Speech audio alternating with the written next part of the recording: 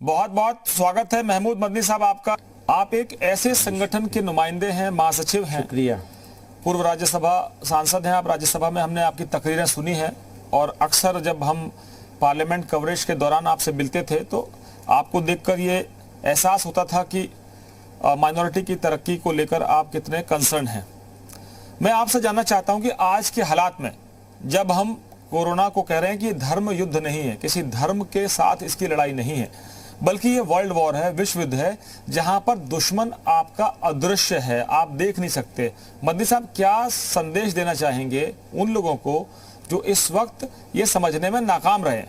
देखिए, एक बात बिल्कुल क्लियर है कि जैसा कि आपने कहा भी कि ये ऐसा दुश्मन है जो छुपा हुआ है और कब कहाँ किस पर हमलावर होगा वो पता नहीं चलता।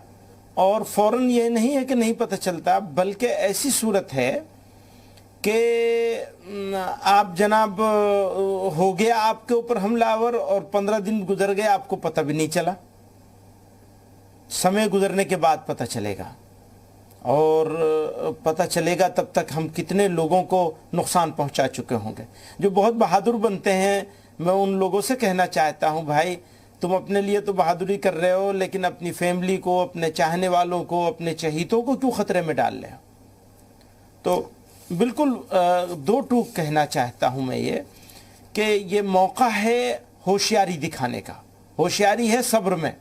सब्र ये है कि घर बैठ जाओ, बिल्कुल ज़रूरी हो तो जितनी ज़रूरत है उतनी देर के लिए निकलो, और वरना अपने घर में बंद रहो। यही तुम्हारे लिए सबसे बड़ा नेकी का काम है आज की तारीख में। अगर नेकी करने का शौक है तो इससे बड़ी नेकी कुछ नहीं हो सकती कि आप घर में बैठे। अपने पड़ोसियों का ध्यान जरूर रखें, लेकिन घर में बैठ के। बिल्कुल। जो सरकार ने, जो सारे मेडिकल साइंटिस्ट दुनिया भर के इस बात पर मुत्तफिक है कि लापरवाही जो है वो मुसीबत ले आएगी, अपने ऊपर नहीं सिर्फ बल्कि अपने पूरे इलाके पर। ये मानवता के साथ घोर अपराध होगा अगर हमने इसको हल्के में लिया। मैं आपसे ये पूछना चाहता हूं कि 3 मई तक लॉकडाउन बढ़ा दिया गया है। 25 अप्रैल से रमजान का पवित्र महीना शुरू हो जाएगा और जो जिस तरह से आप देखते हैं कि रोजा इफ्तार होते हैं और कोरोना का कहर है, अब ऐसे में आप अपने समर्थकों को, अपने दर्शकों को, अपने देखने वालों को क्या कहेंगे कि क्योंकि प्रधानमंत्री ने कहा है कि जान है तो जहान है। इस बात पर सबका इत्तेफाक है कि इस वक्त कलेक्टिव कोई भी अगर जमा होकर के, इकट्ठे होकर कोई भी काम किया जाएगा वो घातक हो सकता है। तो इसलिए सब लोगों को अपने अपने घर में अपने जो इबादतों के जो तरीक़े हैं उनको इख्तियार करें और घर के में करें, और घर में भी डिस्टेंस बना के रखें, एहतियात रखें। नमाज़ों में अभी तो जुमे की नमाज़ें भी बंद हैं, मस्जिद में बंद है, लोग ज़ोहर की नमाज़ पढ़ते हैं घर में, फिर वो जुमा नहीं होता बल्कि ज़ोहर की नमाज़ होती है अपने घर में। तो आप जो हैं उसमें ऐसी तरह से रोज़ा रखेंगे, इफ्तार भी घर में करेंगे, सहरी भी घर में खाएंगे, लेकिन बाहर नहीं निकलेंगे। तो ये एक एहतियात, और इसके बचाव, एहतियात के अलावा कोई बचाव नहीं है इस बीमारी का, इस वायरस का। तो लोगों को इसको समझकर, जैसे लोगों ने जुमा छोड़ा है ऐसे ही लोगों से मैं ये अपील करना चाहता हूँ कि आप रमज़ान में जो बाहर निकलने का होता था, तरावी आप घर में पढ़ सकते हैं। 2 आदमी 3 आदमी इकट्ठे होकर के आप तरावी पढ़ लीजिए। इसी तरह नमाजें भी अपनी अपनी घर में पढ़िए, लेकिन बाहर मत निकलिए प्लीज़, ये मेरी रिक्वेस्ट है। और वरना तो फिर आप गुनह जो है जुर्म करेंगे अगर आप बाहर निकलते हैं या आपस में इस तरह से लोगों को जमा करते हैं, तो ये बड़ा जुर्म है, अपराध है। मदनी साहब, तो हमने बहुत सी तस्वीरें देखी हैं, हिंदुस्तान के कोने कोने से तस्वीरें देखी हैं। इसने धर्म नहीं देखा है। दुनिया की तस्वीरें देखी है, इसने धर्म नहीं देखा। ब्रिटेन के प्राइम मिनिस्टर हों, ब्रिटेन के प्रिंस चार्ल्स हों, बिल्कुल, या कनाडा के प्राइम मिनिस्टर की पत्नी हो, या ऐसे बहुत से लोग हैं जो इससे संक्रमित हो गए। डॉक्टर्स को अपनी जान गंवानी पड़ी। लेकिन हिंदुस्तान में जो एक मसला आया वो आया तबलीगी जमात के मरकज में, निजामुद्दीन मरकज में इतने सारे लोगों की जो मौजूदगी थी और उसकी वजह से जो कई जगह ये कोरोना पॉजिटिव पाए गए। अब लोगों ने कहा साहब मौलाना साद जो है वो हिंदुस्तान के ना तो कानून को मानने के लिए तैयार हैं, ना हिंदुस्तान की सरकार की जो व्यवस्था थी कि भाई ये संकट है इसमें बता दीजिए, खुलासा कर दीजिए, वो भी तैयार नहीं है। उनको नोटिस दिया गया कि आप बताइए, वो कह रहे हैं हम सेल्फ आइसोलेशन में हैं। उनके जो समर्थक है वो कह रहे हैं कि ये हिंदू मुस्लिम बना दिया है। आप क्या कहेंगे, क्योंकि ये हिंदू और मुसलमान का सवाल नहीं है, सवाल है इस बीमारी से निपटने का है। नहीं कुछ, हाँ ठीक है, ये तो अब लॉ इन्फोर्सिंग एजेंसीज और ये सब देखेंगे। मेरा कहना यह है कि जिस तरह से माहौल मीडिया पे बनाया गया, वो माहौल इस जमाने में जब हम एक महामारी से लड़ रहे हैं और हमारे सामने युद्ध की सी हालत है, वो माहौल बनाया जाना थोड़ा मुनासिब नहीं था, इससे बचना था। और उसी का रिजल्ट ये हो रहा है कि मोहल्लों में, देहातों में, रास्तों में, जगह जगह इसको लेकर के काफ़ी भ्रम फैला है और लोग अलग अलग अंदाज से, अलग अलग तरह से रिएक्ट कर रहे हैं, अटैक भी हो रहे हैं, फला हो रहा है। तो ये ऑलरेडी मुस्लिम सोसाइटी जो है वो अपने आप को वल्नरेबल फील करती है, अपने आप को आइसोलेटेड फील करती है। क्यों इस वाक़े ने उसको और ज्यादा आइसोलेट कर दिया है। मदनी साहब ऐसा क्यों लगता है आपको? आप तो सांसद रहे हैं, आप इतने बड़े ऑर्गेनाइजेशन के, दुनिया के इतने पुराने ऑर्गेनाइजेशन के आप जनरल सेक्रेटरी हैं, आपने तो दुनिया घूमी हुई है, तो आपको देखकर तो मुझे नहीं लगता कि आइसोलेशन की कोई फीलिंग है। ठीक है, लेकिन हाँ है, फीलिंग है, क्योंकि वो जिस तरह, हालांकि मैं ये बात भी मैं कहना चाहता हूं कि कुछ इंसिडेंट्स को किसी भी सोसाइटी का रिफ्लेक्शन नहीं माना जा सकता। मसलन अगर किसी जगह कोई इंसिडेंट हो गया, जैसे मरकज का ये इंसिडेंट आपने बताया जी, तो वो पूरी मुस्लिम सोसाइटी का रिफ्लेक्शन उसको नहीं माना जाना चाहिए। नहीं तो किसी ने नहीं कहा कि मुस्लिम समाज इंसिडेंट्स की वजह से अगर कहीं कहीं कुछ रिएक्शन हुआ है, नहीं मेरी बात पूरी हो जाए जरा से, एक मिनट दिलीप जी, कि अगर इस जो ये वाकयात को जिस तरह मीडिया में प्रेजेंट किया गया और उसकी वजह से अगर कहीं कुछ रिएक्शन नॉन मुस्लिम्स की तरफ से कहीं नजर आ रहा है या दिखाया जा रहा है, तो उसको भी उस सोसाइटी का रिफ्लेक्शन नहीं माना जाना चाहिए। तो दोनों चीजों को, दोनों तरह के इंसिडेंट्स को किसी सोसाइटी का रिफ्लेक्शन नहीं माना जाना चाहिए और मीडिया को जिम्मेदारी से अपना काम करना चाहिए। नहीं, लेकिन मदनी साहब आपको नहीं लगता कि इस पूरे हालात में मौलाना साद सामने आते और कहते कि ये एक चूक हो गई है, ये व्यवस्था हमसे समझने में गलती हुई है, या हमारी ये व्यवस्था जो है ऐसी थी और हम समझ नहीं पाए कि कोरोना ऐसा लोगों में फैल जाएगा, उनको सामने आके बताना चाहिए था, अपने समर्थकों से अपील करनी चाहिए थी कि भाई आप तो बता दो। ये ठीक है कि जो भी इंसिडेंट हुआ था और जो लोग से इससे रिलेटेड थे उन्हें अपना मीडिया के सामने अपनी बात रखनी चाहिए थी, जरूरी है, ठीक है। अब पुलिस की जो है वो पुलिस उनके पास पहुंच रही है, तलाशी ले रही है, एनफोर्समेंट डायरेक्टरेट ने उनके ऊपर मुकदमा कर दिया है, मनी लॉन्ड्रिंग का मामला दर्ज कर लिया है, या उनके घरों की तलाशी ली जा रही है। तो ऐसा देखिए माहौल पुलिस नहीं बना रही, पुलिस को तो आप कह रहे हैं कि लॉ एनफोर्समेंट एजेंसीज है, लेकिन देश भर में बंदी साहब दो तरह की तस्वीरें सामने आई, वो एक धर्म विशेष से नहीं जुड़ा है। पंजाब जो है, पंजाब में पटियाला में एक असिस्टेंट सब इंस्पेक्टर का हाथ काट लिया गया, वो तथाकथित निहंग थे, वो पूरे समुदाय का रिप्रेजेंटेशन नहीं कर रहे हैं।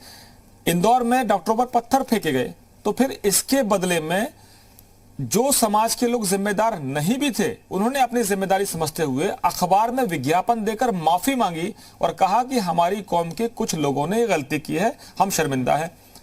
एक मुस्लिम समुदाय के लोग जाते हैं और एक वृद्ध हिंदू महिला के अंतिम संस्कार में पूरी शिद्दत के साथ शरीक होते हैं और कहते हैं कि हमारा धर्म है, हमारा फर्ज है, क्योंकि ये हमारी पड़ोसी है, इनके बच्चे पहुंच नहीं पा रहे। फिर उसी मुस्लिम समुदाय ने डॉक्टर्स पर फूल बरसाए। एक दिल को सुकून देती है, एक तकलीफ देती है। हाँ ठीक बात है, वो ये चलता है। बात सिर्फ इतनी सी है कि मैं बहुत ही यानी शुरू से इस बात को कहता चला आ रहा हूं कि जो मेडिकल वर्कर्स हैं, डॉक्टर्स हैं, सुरक्षा कर्मी हैं, पुलिस वाले हैं, इसी तरह से सफाई कर्मचारी हैं, ये लोगों का तो हमारे ऊपर बड़ा एहसान है, बड़ा उपकार है। हम लोग पूरे देशवासी लोगों को इनको आला दर्जे का, ऊंचे दर्जे का सम्मान देना चाहिए। और अगर हम सम्मान नहीं दे सकते हैं किसी वजह से, तो अपमान करने का तो हरगिज कोई अधिकार नहीं है हमारे पास। और ये तो उससे भी आगे कि आप हमला कर देंगे, चाहे मुरादाबाद का वाकया हो, चाहे मेरठ का हो, चाहे टोंक का हो, कहीं का भी वाकया हो, इंदौर का हो, तो हमारे लिए तो बहुत शेमफुल है ये। इससे ज्यादा शर्म की क्या बात हो सकती है कि जो लोग हमारे लिए अपनी जान जोखिम में डालकर लड़ाई लड़ रहे हैं, डॉक्टर से ज्यादा तो वल्नरेबल अपनी जान को हथेली पे लेके घूमने वाला कोई हो ही नहीं सकता, मेडिकल प्रोफेशन से रिलेटेड जो लोग फ्रंट लाइन में काम कर रहे हैं। तो हमें तो इनके लिए और भी बहुत कुछ करना चाहिए, सोसाइटी को करना चाहिए। खाली सरकार की रिस्पॉन्सिबिलिटी हो, छोड़ दिया जाए ऐसे मौके पे, ये नहीं, बल्कि हमें सबको मिलजुल कर। देखिए, मैं एक बात और कहना चाहता हूं, ये लड़ाई मिलजुल के लड़ी जाएगी, और ये लड़ाई अलग अलग करके नहीं लड़ी जा सकती, मिलजुल के लड़ी जानी चाहिए। तो इस वक्त मिलाने के लिए काम होना चाहिए, और ये होना चाहिए कि हम एक साथ इकट्ठे होकर इसके खिलाफ लड़ाई लड़ेंगे, और दूसरी तरफ दाएं बाएं नहीं देखेंगे। हो सकता है हमारे बीच में मतभेद होगा, बाद में निमट लेंगे उससे, पर अभी तो हम लोग सब मिलजुल करके इकट्ठे होकर लड़ेंगे। और डॉक्टर को तो जितना सपोर्ट करने की जरूरत है, उतना ज्यादा से उससे ज्यादा 2 गुना ज्यादा हम लोगों को सपोर्ट करना चाहिए, डॉक्टरों को भी, पुलिस को भी, और सफाई कर्मचारियों को भी। मैं आपसे एक चीज और जानना चाहता हूं कि तबलीगी जमात जो है जी, उसके जो प्रमुख है मौलाना साद, उनसे आप क्या अपील करेंगे कि चलिए देर हो गई लेकिन दुरुस्त तो हो जाइए? नहीं, मैं ये कह रहा हूं कि इस वाकये को हुए बहुत दिन गुजर गए, और आप लोगों ने इसको हॉट केक बना करके बेच लिया है। अभी छोड़ दीजिए कुछ दिन के लिए, नहीं, हमने तो मामला निमट जाएगा उसके बाद सब कर लीजिएगा। उनकी तरफ से ये, ऑफ कोर्स उनकी तरफ से ये अपील आनी चाहिए कि अभी भी अगर कहीं कुछ लोग हैं और उनको चेक करने के लिए या क्वारंटाइन करने के लिए कहीं कुछ ले जाना चाहते हैं, तो लोगों सपोर्ट करें, उसे अपने विरोध ना माने। पब्लिक को यह कहना चाहिए, हम सब लोगों को कहना चाहिए कि ये हमारा विरोध नहीं है बल्कि हमारा सपोर्ट है। ये लोग हमारी मदद करने आए हैं कि अगर हमारे में कुछ इसके संक्रमण के या इसके कुछ असर है, तो कम से कम हम दूर हो जाएंगे तो हमारे बच्चे तो बच जाएंगे, फैमिली तो बच जाएगी। तो ये एक कोशिश जो है, इस कोशिश को कामयाब करना है। जब तक चेन कटेगी नहीं, अगर नहीं कटी है चेन, खुदा न खास्ता, तो ये तो इसका हमें बहुत बुरे दिन देखने पड़ सकते हैं। उस बुरे दिन से मदनी साहब अपना करके तो मुंह को आता है। मदनी साहब, मैं सोच भी नहीं सकते। जमीयत उलेमा हिंद की, आपके संगठन से जुड़े हुए तमाम वो लोग जो काम करते हैं, और मुझे क्या सर्टिफिकेट देने का अधिकार है, देश के प्रधानमंत्री ने जो आप लोगों के संगठन ने गुजरात में काम किए हैं उसकी तारीफ मन की बात में की थी उन्होंने। हम आपको सर्टिफिकेट देने का अधिकार नहीं रखते, लेकिन मैं आपसे एक पूरी विनम्रता के साथ कह रहा हूं कि जैसे आपने कहा कि हमने हॉट केक बनाकर बेच लिया, आप कैमरे के उस पार है, मैं कैमरे के सामने हूं। पूरी विनम्रता से कह रहा हूं, पूरी विनम्रता से कह रहा हूं कि मैंने आपको आमंत्रित इसलिए किया है कि आपकी बात लाखों करोड़ों लोग सुनते हैं, चाहे वो माइनॉरिटी के हों, चाहे दुनिया के किसी भी और भी धर्म के दूसरे लोग भी हों, क्योंकि आपका एक अलग पहचान है। मैं आपसे कह रहा हूं कि अगर आप हमारी जगह होते तो क्या करते हैं? जी, मैं आपको तकलीफ पहुंची है, मैं अपने अल्फाज वापस लेता हूं, मैं उसके लिए माफी भी चाहता हूं, कोई बात नहीं है। आपको मैं तकलीफ पहचाना मकसद नहीं था बिल्कुल भी, और आप अपने दिल में मत लीजिए। आपके साथ मेरा एक दोस्ती का भी तो है ना तिवारी जी, तो इसलिए आप उसको बुरा मत मानिए। और मैं सिर्फ इतनी बात कहना चाहता हूं, ये वक्त हम लोगों को साथ मिलकर लड़ने का है। हम लोग साथ मिलकर के लड़ लें। वो एक इंसिडेंट हो गया। देखिए, एक बात और बताऊंगा, मैं किसी के सपोर्ट में नहीं, बल्कि एक बात है, हमने लॉकडाउन हमारे देश ने क्यों किया, और एकदम लॉकडाउन करने का फैसला बहुत ही सही टाइम पर किया गया। वो क्यों किया गया?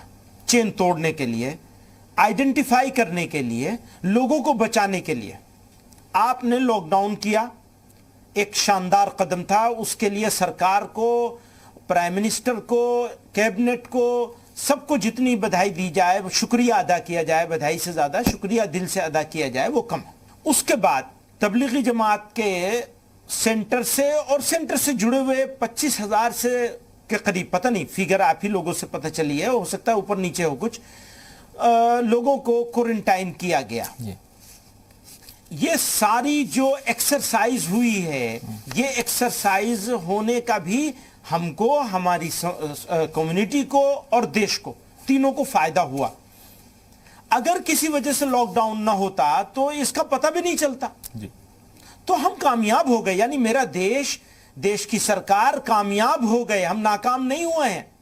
वरना पता भी नहीं, पता चल गया, उनको क्वारंटाइन कर लिया गया, जो पेशेंट्स थे आइडेंटिफाई कर लिए गए, और जो कहीं अगर, अब आगे की बात मैं कह रहा हूं कि जो अगर कहीं रह गए हैं इत्तेफाक से, उन्हें खुद आगे आना चाहिए, जिन्होंने विजिट करी है या जिनके पास मैं तो ये कहता हूं 25 फरवरी के बाद से या और भी पहले की डेट कर ली जाए, जो लोगों ने यहां विजिट करी है या यहां से विजिट किए हुए लोगों से जो लोग मिले हैं, उन्हें खुद से आगे आना चाहिए। आगे आके कहना चाहिए भाई हमारा टेस्ट कर लो, चेक कर लो, हमारे सिम्टम्स देख लो, जरूरत हो हमें क्वारंटाइन कर लो। और मैंने सरकार से बार बार ये ऑफर की है, चीफ मिनिस्टर उत्तर प्रदेश साहब से भी कहा है, गृह मंत्री साहब को भी ये बात पहुंचाई है कि और भी सरकार के जो इदारे हो सकते हैं, बड़े लोग हो सकते हैं, कई लोगों तक ये बात पहुंचाई है मैंने कि जहां क्वारंटाइन सेंटर बनाए जा रहे हैं वहां पर एनजीओस को खाने पीने और दूसरी सुविधाओं के अरेंजमेंट के लिए अगर इन्वॉल्व कर दिया जाए तो एक तो सरकार का बोझ कम हो जाएगा, और समाज सेवी संस्थाएं अगर आगे आ जाएंगी तो लोगों की शिकायत भी थोड़ी सी कम हो जाएगी। तो ये एक, इसको टोटलिटी में अगर आप देखेंगे तो हमें मिलजुल के काम करने की, जिसको मैं बार बार कहता हूं, खाली सरकार के भरोसे छोड़ दिया, क्वारंटाइन सेंटर में खाना, चाय, ये वो, सफाई, जो कुछ भी इंतजाम है वो सब सरकार करे। सरकार की तो जिम्मेदारी है, उसे करना भी चाहिए, लेकिन हम लोगों को साथ ले ले। तो ये मैं ऑफर कई मरतबा कर चुका हूं। तो अभी तक कोई रिस्पॉन्स नहीं आया आपके पास? जल्द ही इसके ऊपर कोई फैसला भी होगा अभी तक, लेकिन वो इसको इन प्रिंसिपल एग्री हो गए हैं कि हाँ ये ठीक मशवरा है।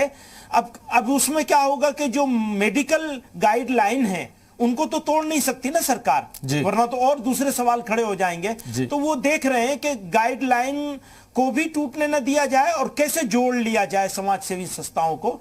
तो मैं समझता हूं कि हफ्ते 10 दिन में कुछ इसके ऊपर फैसला हो जाएगा। ये फैसला अगर जितना जल्दी हो जाए और हम लोग कुछ कुछ काम करने लगे तो और आसान हो जाएगा।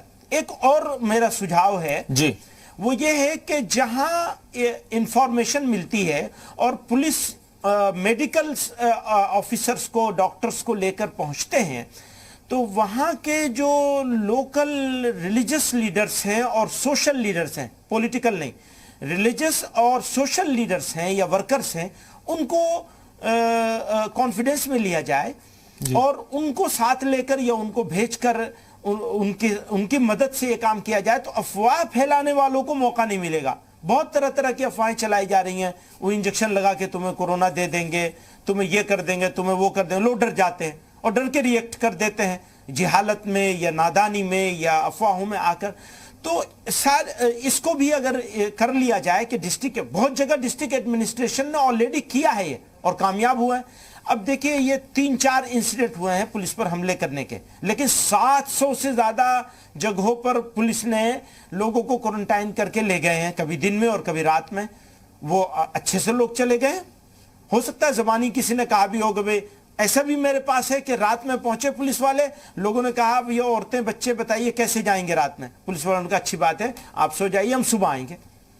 तो ये एक आपस में एक तालमेल बना करके अगर काम किया जाएगा तो मैं समझता हूं ऐसे इंसिडेंट्स को हम आराम से रोक सकते हैं। फिर भी जो इंसिडेंट हो रहा है ये पूरी मुस्लिम कम्युनिटी के लिए बहुत ही शेम की बात है। मदनी साहब, एक और आपके जरिए संदेश जाए, क्योंकि जी आपकी आवाज काफी लोग सुनते हैं, कि एक ऐसे भी तर्क दिए जाने लगे हैं कि ये केवल हमको बरगलाने की कोशिश है या हम पर इस तरह के मतलब दबाव बढ़ाने की कोशिश है, लॉकडाउन के बहाने हमको दबाया जा रहा है, मैं आपसे जानना चाहता हूं, और ये भी कहा गया है, कि ये मुस्लिम धर्म के मानने वालों को, खुदा की इबादत करने वालों को हो ही नहीं सकता ये कोरोना। तो आप इस पर लोगों को क्या संदेश देना चाहेंगे कि भाई ये तो पूछ के नहीं आ रहा है, बता के नहीं आ रहा है?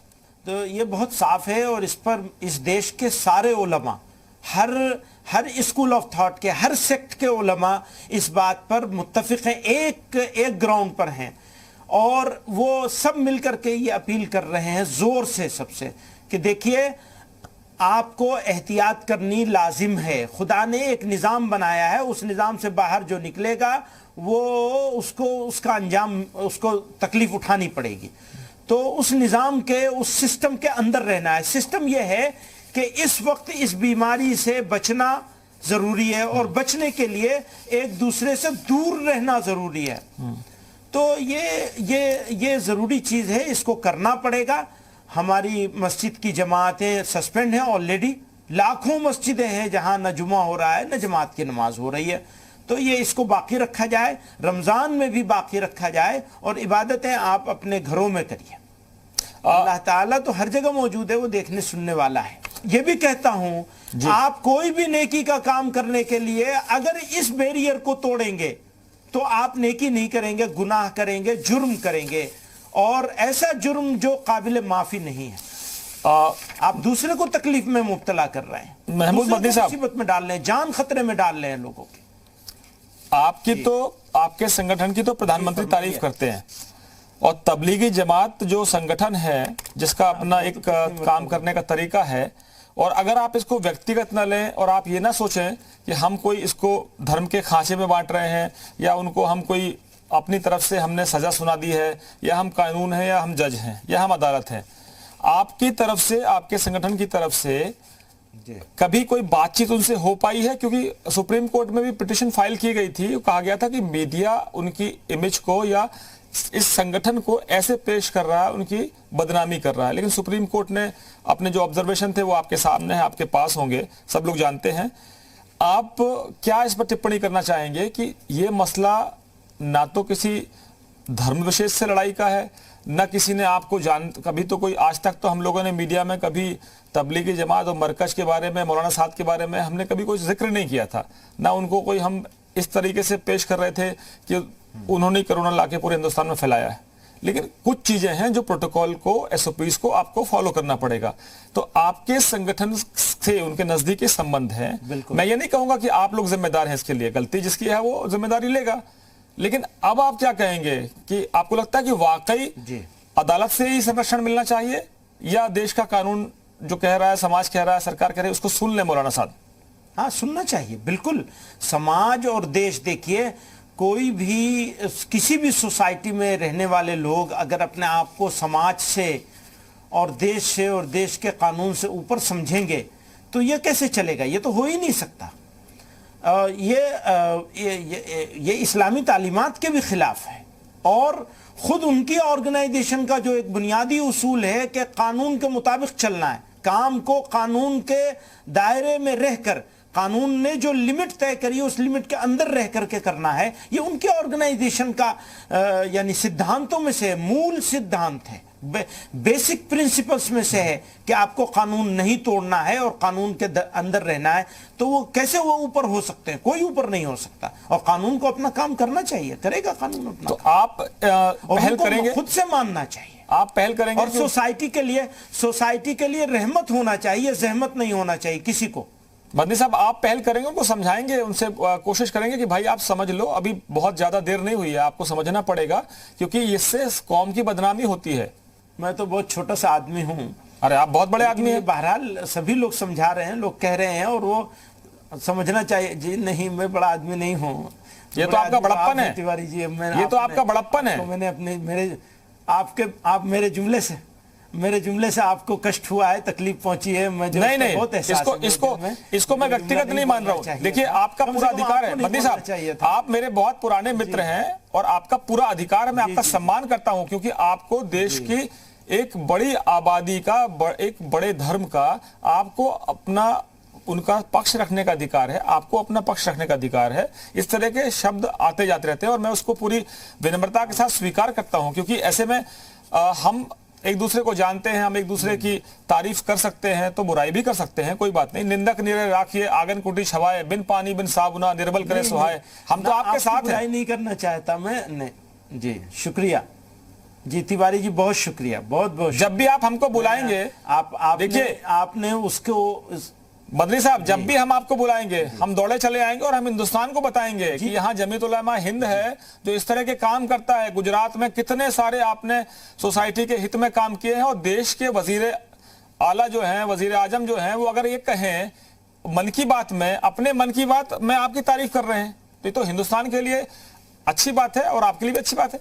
खुदा करे जल्दी से हम लोग मिलजुल करके इस लड़ाई को लड़के जीत लें एक मर्तबा, तो फिर बैठेंगे जरूर। मदनी साहब, एक और तस्वीर में आपसे बस आखिरी दो चंद सवाल हैं कि आजकल हमारे हीरो बदल गए हैं। अक्सर मतलब आप तो चूंकि बड़े धर्मगुरु हैं, आपके फॉलोअर्स बहुत हैं। पहले हम कहते थे हीरो ये हैं, क्रिकेटर्स को हीरो मानते थे या पॉलिटिशियंस को हीरो मानते थे, या कोई ऐसा शख्स जो समाज में रॉबिन हुड की छवि हो जाती थी उसकी। लेकिन आज हीरो बदला है, आज सफाई वाला हीरो है, आज आपका वो शख्स हीरो जो सब्जी पहुंचाता है, वो शख्स हीरो है जो रियल हीरो करता है, डॉक्टर्स है, जो सड़क पर बैठे हुए पुलिस वाले हैं या उनके स्टाफ के लोग हैं। तो आपको लगता नहीं कि अब हीरो बदलने का वक्त आ गया है? देश बदलो, सोच बदलो और अपना हीरो भी बदल लो। बिल्कुल, वो हमारे रियल हीरोज हैं, अपनी जान को खतरे में डालकर फ्रंट लाइन पे लड़ाई लड़ रहे हैं हमारे लिए, मानवता के लिए, देश के लिए।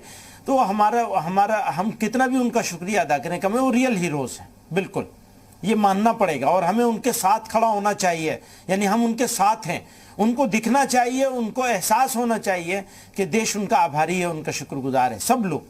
जी हाँ, बिल्कुल वो रियल हीरोज। मदनी साहब, आपने दुनिया के कई मुल्कों की यात्रा की होगी और दुनिया का बड़ा अनुभव है आपको। आप संसद में नुमाइंदगी कर चुके हैं, आप राज्यसभा में मेंबर रहे हैं, आपने जब भी सवाल उठाए हैं, जब भी अपनी बात रखी है तो लोगों ने गौर से सुना है उसको और तारीफ भी की है आपकी। मैं आपसे ये भी जानना चाहता हूं मदनी साहब, ये कभी ऐसा हमने तो देखा नहीं था कि जब आदमी अपनों से मिलने से डरने लगे, घर से बाहर निकलने से डरने लगे, कि कहीं ऐसा ना हो कि जनाब कोई मिले और हमको। बिल्कुल, पहले तो लोग कहते थे कि हाथ मिलाने से क्या होगा जब दिल नहीं मिलेंगे, अब तो कहता है कि अतिथि तुम कब जाओगे, आओगे नहीं, आने की जरूरत नहीं है, अतिथि तुम चले जाओ। ऐसा हालात हो गए हैं। ऊपर वाले से, मालिक से हमें सबको मिलके दुआ करनी चाहिए, प्रार्थना करनी चाहिए कि जल्दी से ये हालात गुजर जाएं और हम लोग जो हैं वो इस मुसीबत से दुनिया और इंसानियत निकल जाए। तो यही दुआ कर सकते हैं, लेकिन दुआ के साथ दवा करनी पड़ेगी, और दवा ये है कि आप एक दूसरे से दूर रहेंगे। यानी मैं तो एक बात और कहता हूं, लॉकडाउन सरकार ख़त्म भी कर दे तो भी हमें एहतियात नहीं छोड़नी है, पूरी एहतियात, अपने अज़्म से, अपने इरादे से हमको पूरी एहतियात करनी है। अच्छा मदनी साहब, सिर्फ सरकारी ऑर्डर से, मजबूरी में, पुलिस के से डर के। जी, आपके संगठन को, आपको तो बड़े बड़े जलसे करने के लिए जाना जाता है, लाखों की तादाद में आपके फॉलोअर्स हैं, और जब भी आप लोग कहीं जलसा करते हैं तो बड़ी संख्या में लोग आते थे। हमने वो भी देखा है कि जब आपके संगठन के लोग मिलके और तमाम मुद्दों पर समाज में कैसे बदलाव लाना है, कैसे उनकी तरक्की के लिए काम करना है। लेकिन अब तो ऐसा लगने लगा है कि किसी को बुलाएंगे तो दिक्कत ना हो जाए। अब ये हालात जल्दी बदलने के संकेत भी नहीं मिल रहे हैं। आप कैसे करेंगे, आप उनको कैसे समझाएंगे कि आप अपना काम, आजकल बच्चे पढ़ाई कर रहे हैं टेक्नोलॉजी के जरिए, एप्स के जरिए पढ़ाई कर रहे हैं, ऑनलाइन पढ़ाई शुरू हो गई है, तो लगता है कि हमको इसी मुश्किल के बीच से फिलहाल तो कोई रास्ता तो निकालना पड़ेगा। हाँ, बस वो यही है कि काम को ऑनलाइन हो, और आपका मीडियम है ना हमारे पास, आप बैठे हैं तो बहुत सारे मैसेज तो आपके थ्रू ही जाएंगे। हम तो इसलिए बैठे आपके साथ, मैसेज तो आप ही के, यानी सबसे बड़ी ताकत तो आप हैं जी। तो आपका प्लेटफॉर्म जो है उसको हम इस्तेमाल करेंगे जरूर। बहुत स्वागत है आपका, और अक्सर करेंगे, अभी भी हो रहा है जी कि जो मैसेज जो जी, हम तो ये कहेंगे कि जब भी आप बुलाएंगे अपना संदेश देने के लिए, पूरे मुल्क को बताने के लिए, और हम सिर्फ आरोप लगाने के लिए नहीं बैठे हुए। हम तो ये कहते हैं कि अच्छा काम होता है वो भी देखिए, बुराइयां तो सब देखते हैं, अच्छाइयां देखने वाला भी तो होना चाहिए। हम तो आपकी अच्छाइयां भी दिखाएंगे। हाँ, वो वही एक मुश्किल है कि अच्छा है अच्छाई पीछे रह जाती है, वो जो एक काला धब्बा है बस वो नजर आता है सबको। लेकिन बहरहाल अच्छा है, आप एफर्ट कर रहे हैं और मैं आपका शुक्रिया अदा करता हूं तिवारी जी। बहुत बहुत शुक्रिया मौलाना महमूद मदनी साहब। और हम उम्मीद करते हैं कि आपको जिन दर्शकों ने जी मीडिया के जरिए देखा होगा वो आपकी बातों पर अमल करेंगे, क्योंकि प्रधानमंत्री ने कहा है जान है तो जहान है। और आपके जो नुमाइंदे हैं, आपके जो लीडर्स हैं, वो भी इसे कह रहे हैं कि खुदा की इबादत करें लेकिन घर में रहकर करें और इस तरह के हालात न पैदा करें जिससे आपके समाज का, आपके कौम का नाम खराब हो। धर्म कोई भी हो, इस वक्त जरूरत यह है कि हम सब मिलकर इस जंग को लड़ें जो कि एक तरह से अदृश्य दुश्मन हमारे साथ है। बहुत बहुत धन्यवाद।